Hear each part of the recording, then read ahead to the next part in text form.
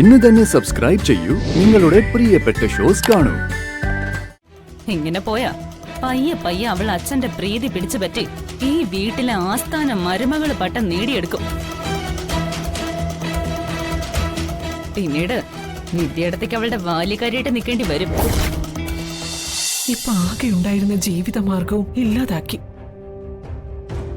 ഇനി അതൊന്നും പറഞ്ഞിട്ട് കാര്യമില്ല. ഓട്ടോറിക്ഷ തിരിച്ചെടുക്കാനുള്ള മാർഗത്തെപ്പറ്റി ആലോചിക്കണം.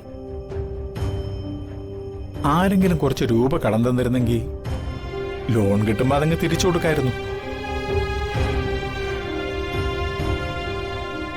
നമുക്ക് വിക്രമിനോട് ചോദിച്ചാലോ മാധവേട്ട? ഞാനും അത് ആലോചിക്കാതിരുന്നില്ല. പക്ഷേ അത് ശരിയാവില്ല. ഒന്നാമത് അന്ന് ബാങ്കുകാർക്ക് വേണ്ടി വിക്രം എണ്ണിക്കൊടുത്ത തുക ഇതുവരെ നമുക്ക് തിരിച്ചു കൊടുക്കാൻ കഴിഞ്ഞില്ല. അന്ന് ബാങ്കുകാര് കേസ് കൊടുത്ത് പോലീസ് സ്റ്റേഷനിൽ വിളിച്ചു വരുത്തിയപ്പോ ലക്ഷങ്ങൾ എണ്ണി കൊടുത്തിട്ട വിക്രം മാധവേട്ടനെ ഇറക്കിക്കൊണ്ടുവന്നത്.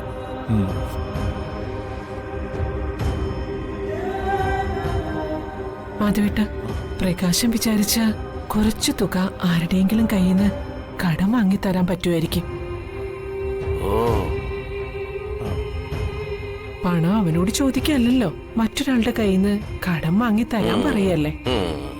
അതുകൊണ്ട് ചിലപ്പോ പ്രകാശം കേൾക്കുമായിരിക്കും. നമുക്ക് പലിശ കൊടുക്കാം. അതൊക്കെ വേണോ? പ്രകാശനോട് ഞാൻ ചോദിക്കില്ല, നീ ചോദിച്ചാ മതി. നടന്നത് തന്നെ. പ്രകാശിനെ അങ്ങനെ അങ്ങ് പറ്റിക്കാമെന്ന് ആരും നോക്കണ്ട. ഇതുപോലുള്ള 18 അടവും പയറ്റ് നിൽക്കുന്നവനാണ് ഈ പ്രകാശൻ. പലിശയ്ക്ക് അങ്ങോട്ട് പണം വാങ്ങി തരാൻ പറഞ്ഞാല് ഈ പ്രകാശൻ അങ്ങ് ചെയ്യൂത്ര. പറ്റിപ്പിന്റെ ഓരോരോ മാർഗങ്ങളെ. ഇത് ഞാനിവിടെ നിന്ന് കേൾക്കുന്നറിഞ്ഞിട്ട് ഇറക്കിയ തന്ത്രമാണെന്ന് എനിക്ക് തോന്നുന്നത്. എന്ന് ഞാൻ ചോദിക്കാം.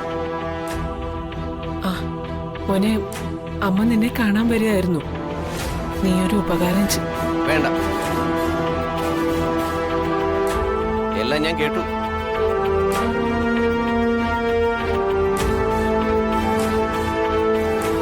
എന്നിൽ നിന്നും 1 രൂപയുടെ സഹായം പോലും ആരും പ്രതീക്ഷിക്കണ്ട. പലിശയ്ക്ക് പണം വാങ്ങി തന്നിട്ട് വേണം പലിശക്കാരൻ വന്ന് എന്റെ ബൈക്ക് എടുത്തിട്ട് പോവാൻ.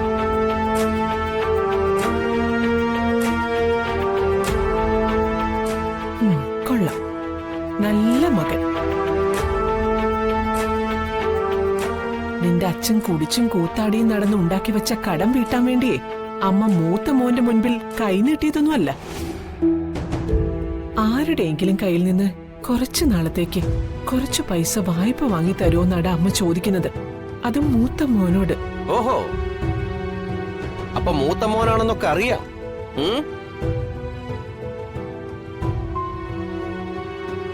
ഇതെന്തമ്മേ, കൂടെ കൂടെ മാത്രമേ ഓർമ്മ വരുള്ളൂ ഈ പ്രകാശൻ മൂത്ത മോനാണെന്ന്? എന്ന് ഓർമ്മ വരാൻ മൂത്ത മോന്റെ കടമയൊന്നും നീ ചെയ്യുന്നു. ചന്ദ്രു, മതി. കണ്ടവന്റെ മുന്നിൽ കൈനീട്ടിയുള്ള ശീലമൊന്നും മാധവനില്ല.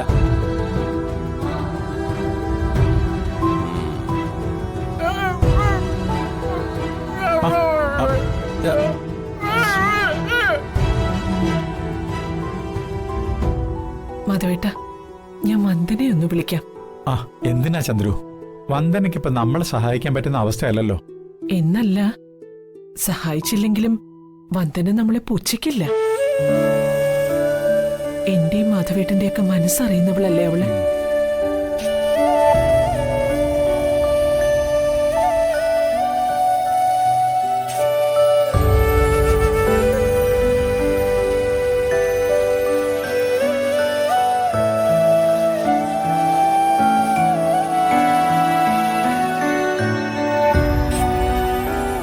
വന്ദന ഫോൺ എടുക്കുന്നില്ല മാധവേട്ട.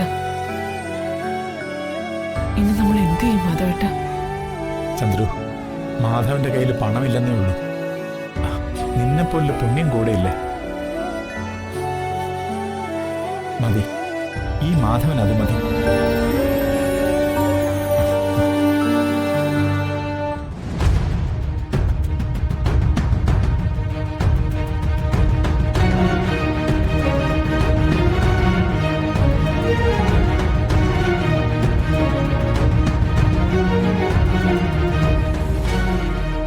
ഒറ്റയ്ക്കെന്ന് ആലോചിക്കുന്നത്? എന്നാലും ഇതല്പം കടുത്തുപോയി വിദ്യയെടുത്തെ. അവളുടെ ഒരു റെയ്ഡ്. അമ്മായിയച്ഛന്റെ പ്രീതി പിടിച്ചു പറ്റാൻ ജഗനും വന്ദനയും കൂടി ചേർന്ന് തിരക്കഥ എഴുതി ആടിയ നാടകമാണോന്ന് എനിക്ക് സംശയമുണ്ട്. നാടകമാണേലും സിനിമയാണേലും അച്ഛൻ അവളോടുള്ള ആറ്റിറ്റ്യൂഡിൽ മാറ്റം വന്നിട്ടുണ്ട്. ഇങ്ങനെ പോയാ പയ്യെ പയ്യെ അവൾ അച്ഛന്റെ പ്രീതി പിടിച്ചു പറ്റി ഈ വീട്ടിലെ ആസ്ഥാന മരുമകൾ പട്ടം നേടിയെടുക്കും. പിന്നീട് വിദ്യയിടത്തേക്ക് അവളുടെ ബാല്യക്കാരിയായിട്ട് നിൽക്കേണ്ടി വരും. അറിയാലോ, ഒന്നാമത് അച്ഛന് ജഗൻ ചേട്ടനോട് കുറച്ച് ഇഷ്ടം കൂടുതൽ. ഇപ്പൊ കുറച്ച് പിണങ്ങി നിൽക്കുന്നെങ്കിലും അവര് തമ്മിലുള്ള യോജിപ്പ് ഏത് നിമിഷവും സംഭവിക്കും. അങ്ങനെ സംഭവിച്ച മൂഷിക സ്ത്രീ വീണ്ടും മൂഷിക സ്ത്രീയായ അവസ്ഥയായിരിക്കും ഏട്ടനും ഏട്ടത്തിക്കും.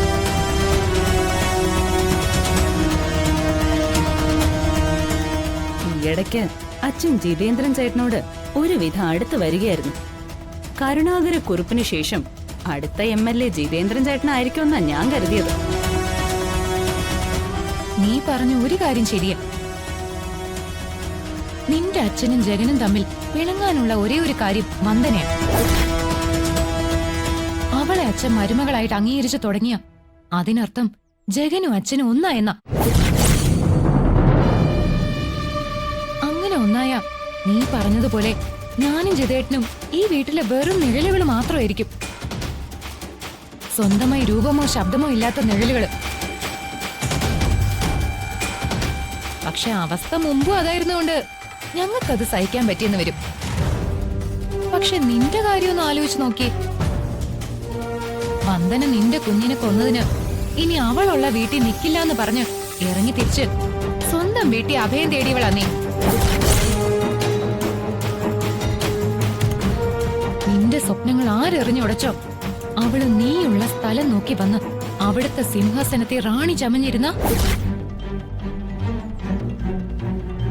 ഒരു കുഞ്ഞെന്ന സ്വപ്നം നിനക്ക് എന്നേക്കുമായി മറക്കാം.